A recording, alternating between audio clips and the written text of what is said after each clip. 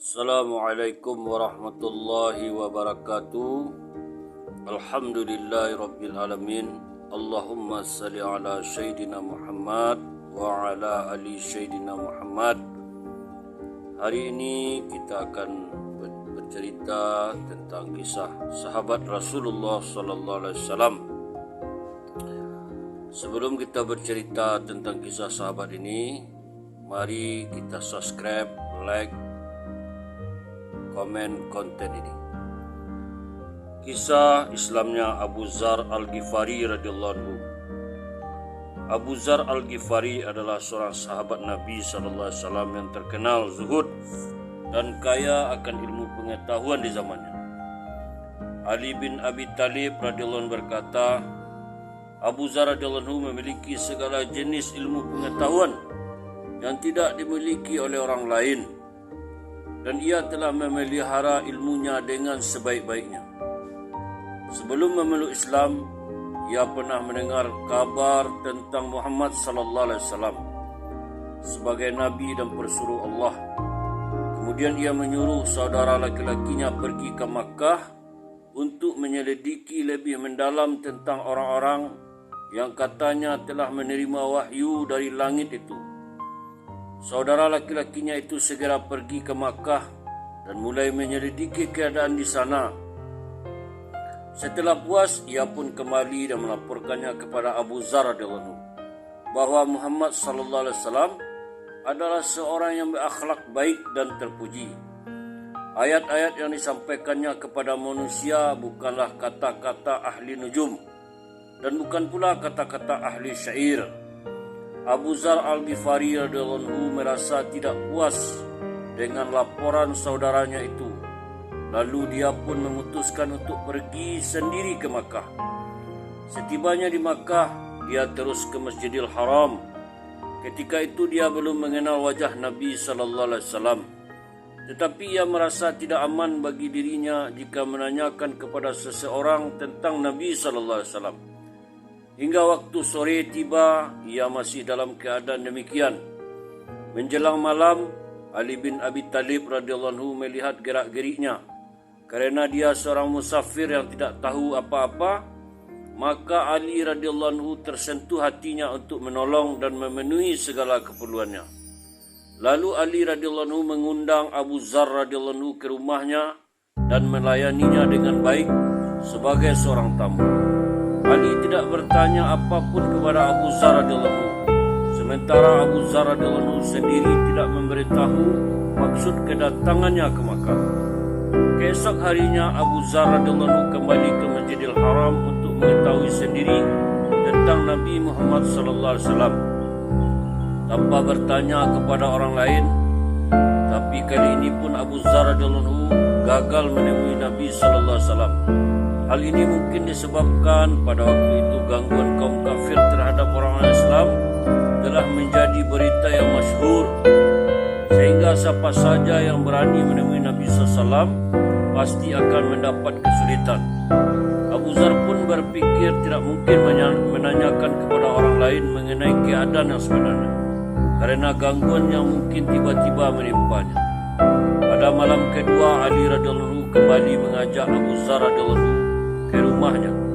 Kali ini pun Ali radhiyallahu anhu tidak bertanya maksud kedatangan Abu Dzar radhiyallahu anhu. Baru pada malam ketiga Ali bertanya, apa tujuan engkau datang ke kota ini? Sebelum menjawab, Abu Dzar radhiyallahu anhu meminta Ali untuk menjawab setiap pertanyaannya dengan jujur. Kemudian dia bertanya kepada Ali radhiyallahu anhu mengenai Nabi Muhammad sallallahu alaihi wasallam. Ali karamallahu wajhah berkata, sesungguhnya beliau adalah Rasul Allah. Besok apabila saya pergi, ikutlah dengan saya akan membawamu untuk menjumpainya. Tetapi waspadalah, kita akan celaka seandainya orang-orang yang menentangnya mengetahui hubungan kita. Oleh karena itu, agar tidak dicurigai, saya akan berpisah agak jauh darimu jika bahaya mengancam. Engkau berpura-pura buang air kecil atau membetulkan sepatumu, agar perjalanan kita tidak diketahui orang. Keesokan harinya Ali radhiyallahu anhu mengantar Abu Dzar radhiyallahu anhu menemui Nabi SAW. dan saat itu pula ia memeluk Islam. Karena khawatir mendapat perlakuan buruk dari orang-orang kafir, Nabi SAW menasihatinya supaya jangan bercerita keislamannya kepada khalayak ramai. Rasulullah SAW menasihatinya, pulanglah kepada kaummu secara sembunyi-sembunyi. Engkau boleh kembali apabila kami telah mendapat kemenangan. Tetapi Abu Dzar radhiyallahu anhu menjawab, wahai Rasulullah, saya bersumpah demi Allah yang menguasai nyawa saya akan mengucapkan kalimat syahadat di hadapan para kafir Quraisy itu. Dia pun menepati janjinya kepada Nabi SAW. Setelah meninggalkan Nabi SAW, dia segera pergi ke Masjidil Haram dan dengan suara lantang dia mengucapkan 2 kalimat syahadat di hadapan para musyrikin. Asyhadu an la ilaha illallah wa asyhadu anna Muhammadar Rasulullah. Saya bersaksi tiada Tuhan selain Allah dan saya bersaksi Muhammad itu adalah pesuruh Allah. Ketika mendengar ucapan itu, orang-orang kafir segera berdatangan dari 4 penjuru dan memukulinya sehingga ia menderita luka-luka di tubuhnya. Tetapi untunglah paman Nabi SAW yaitu Abbas yang ketika itu belum memeluk Islam segera datang dan mencegah perbuatan kaumnya. Abbas berkata kepada orang-orang yang menyiksa Abu Dzar radhiyallahu anhu, kalian sungguh zalim. Tidak tahukah kalian siapakah orang ini? Dia adalah salah seorang kabilah Ghifar, yaitu suatu kabilah suku yang terletak di antara jalan menuju ke Syam. Kafilah-kafilah kita yang berdagang ke Syam pasti melewati perkampungan mereka. Kalau ia dibunuh, mereka tentu akan menutup jalur perdagangan kita ke negeri Syam. Hari berikutnya, Abu Dzar radhiyallahu anhu kembali mengucapkan kalimat syahadat di hadapan kafir Quraisy, dan pada saat itu juga ia dianiaya, tetapi diselamatkan lagi oleh Abu Dzar radhiyallahu anhu. Hikmah dari cerita ini, keberanian Abu Dzar radhiyallahu anhu mengucapkan kalimat syahadat di hadapan kafir Quraisy sungguh luar biasa bila dihubungkan dengan nasihat Nabi kepadanya. Apakah dapat dikatakan bahawa dia mengingkari perintah Nabi? Tidak. Dia sadar bahawa Nabi SAW sedang mengalami penderitaan berupa gangguan dalam usahanya menyebarkan agama. Dia hanya hendak mencontoh Nabi SAW.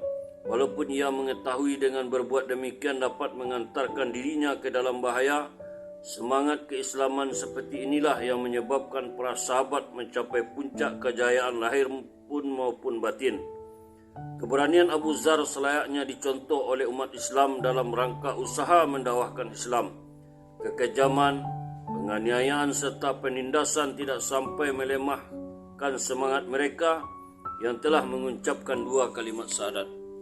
Alhamdulillah, itulah salah satu kisah sahabat Rasulullah SAW, Islamnya Abu Dzar Al-Ghifari radhiyallahu anhu. Semoga menjadi ittiba, pelajaran bagi kita dan menambah ketakwaan kita kepada Allah dan Rasulnya. Sebelum kita tutup cerita kita, terima kasih atas subscribe, like dan komen. Kita tutup cerita kita dengan doa kifarat majlis. Subhanallah wa bihamdihi, subhanallah wa bihamdika, asyhadu an la ilaha illa anta, astaghfiruka wa atubu ilaik. Assalamualaikum warahmatullahi wabarakatuh.